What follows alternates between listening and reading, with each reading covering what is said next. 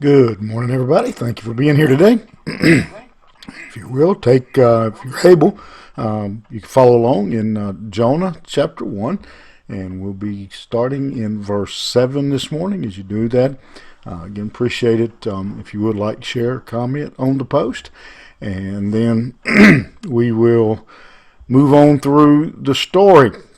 Verse 7 says, They, being the sailors, said to one another, Come, let us cast lots, that we may know on whose account this evil has come upon us.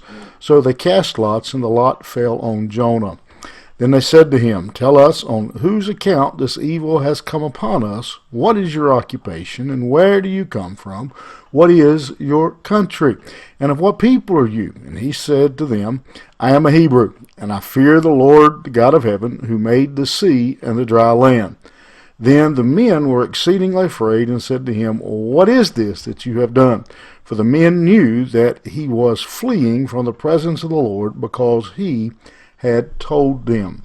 These are some very sad verses, and serve as a very stern reminder for you and I today of the danger, the possibility of damaging our testimony, of literally destroying our testimony. Here, Jonah, because of his actions, you can't help but wonder what the sailors thought when Jonah tells them that I'm a Hebrew and I fear Lord, the God of heaven. And you've got to wonder what thoughts went through their mind at this point.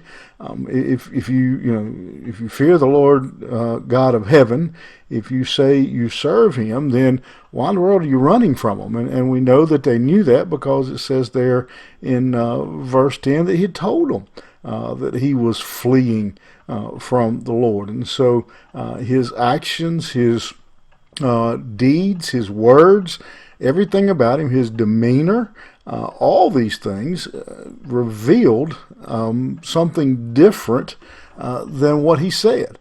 He said, I fear the Lord, but evidently he doesn't. He doesn't fear him enough that he wouldn't make decisions that had put himself and these sailors and the cargo and the ship, all these things we've talked about already. He's put those things in danger because he says he fears the Lord, and that's not a fear like, I'm afraid there's a monster under the bed fear. That's a reverence. That's an awe for the Lord. He obviously had no reverence or awe of the Lord, and his actions betrayed his words. And as they cast lots, which is basically a kind of like shooting rolling dice, they found out he's the one, and in their eyes, something is amiss. Here's a man who says that they fear God, but obviously when we read these verses, it appears that these pagan sailors had more reverence, more awe, more fear of God than the prophet did. And his testimony is ruined, and they say these words, What have you done? This is not a question. It looks like, but really it's a statement of horror.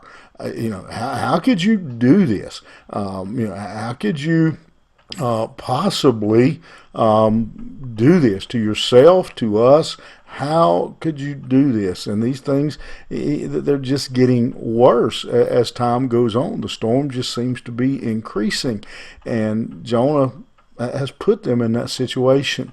And I can remember, I'm not going to give all the details, but I remember many years ago, there was an incident came up, and I was talking to my sons about it when they were younger, and I told them, we talked about it, and I said, here's someone who spent, 60 years, probably somewhere in that range, building a reputation, building a testimony, had the respect of people far and wide.